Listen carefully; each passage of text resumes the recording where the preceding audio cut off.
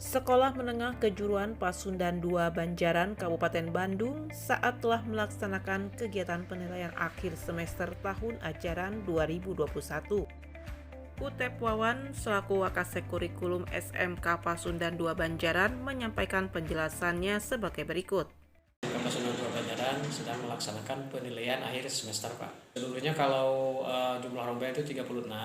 Kemudian kalau pelaksanaan penilaian akhir semester itu dibagi dua, antara SIP 1 dan SIP 2, dikarenakan mungkin tetap kita menjalankan protokol kesehatan, pembatasan di ruang hanya setengahnya gitu. Jadi sekarang itu terbagi menjadi 27 ruangan, SIP pagi dan SIP siang.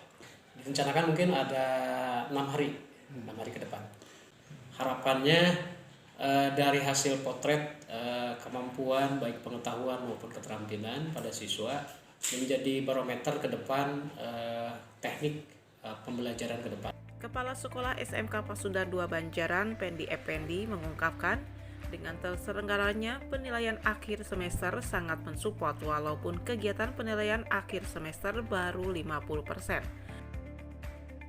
Namun para siswa sangat antusias untuk melaksanakan kegiatan tersebut dan berharap kepada pihak pemerintah melalui dinas terkait, kedepannya kegiatan pembelajaran di lingkungan sekolah bisa lebih normal kembali. SMK Pasundan 2 Banjaran ini saya sangat mensupport sekali dan anak-anak pun sangat antusias dalam mengikuti sebagian tetap muka dan yang dilaksanakan itu hanya 50% menurut aturan dari pemerintah. Kedepannya ya sekolah baik di kabupaten khususnya dan pada umumnya sekolah yang ada di Indonesia ini bisa tetap muka semuanya 100%. Ini salah satu ruangan kita dalam pelaksanaan penilaian akhir semester, ada di ruangan seperti ini.